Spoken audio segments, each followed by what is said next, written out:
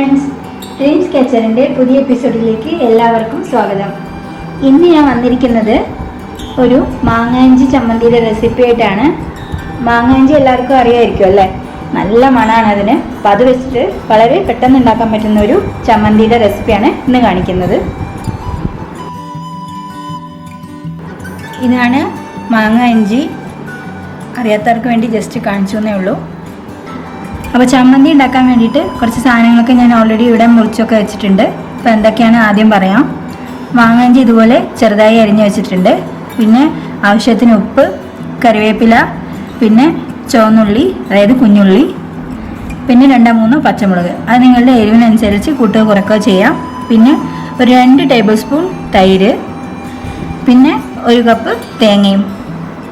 ആദ്യം മിക്സിയുടെ ഒരു ഡ്രൈ ജാർ എടുക്കുക. ഇനി അതിലേക്ക് എടുത്തു വെച്ചിരിക്കുന്ന പച്ചമുളക് ചേർക്കാം. ഇനി ചെറുതായി അരിഞ്ഞ് വെച്ചിരിക്കുന്ന മാങ്ങാഞ്ചി കഷ്ണങ്ങൾ ചേർക്കാം. ചെറിയ ഉള്ളി ചേർക്കാം. കറിവേപ്പില ഇടാം. ഇനി ഇതിലേക്ക് ആവശ്യമായ ഉപ്പ് ചേർക്കാം. തേങ്ങ ചേർക്കുന്നതിന് മുമ്പായിട്ട് ആദ്യം ഇതൊന്ന് ചതച്ചെടുക്കാം. വെള്ളമൊന്നും ചേർക്കരുത്. മാങ്ങാഞ്ചിയും പച്ചമുളകും ഉള്ളിയൊക്കെ ചേർത്ത് ഞാൻ ചതച്ചെടുത്തിട്ടുണ്ട്. ഇനി അതിലേക്ക് തേങ്ങ ചേർക്കാം. ഇനി ഇത് 2-3 തവണ ഒന്ന് വിപ്പ് ചെയ്തെടുക്കാം. വെള്ളമൊന്നും ഇപ്പോഴും ചേർക്കാൻ പാടില്ല.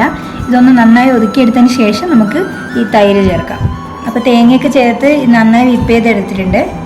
ഇനി നമ്മൾ എടുത്തു വെച്ചിരിക്കുന്ന 2 സ്പൂൺ തൈര് ചേർക്കാം. അധികം തൈര് ചേർക്കരുത്, കാരണം നമ്മൾ ചമ്മന്തിയാണല്ലോ ഉണ്ടാക്കുന്നത്. അപ്പോൾ അതുകൊണ്ട് ഒരു 2 സ്പൂൺ തൈര്, അധികം പുളിയില്ലാത്ത തൈരാണ്. ഇനി ഒരു 2 തവണ കൂടി വിപ്പ് ചെയ്തെടുക്കാം. അപ്പോൾ നമ്മുടെ മാങ്ങാഞ്ചി വെച്ചിട്ടുള്ള ചമ്മന്തി ഇവിടെ റെഡി ആയിട്ടുണ്ട്. ഇനി ഇത് സെർവ് ചെയ്യാം.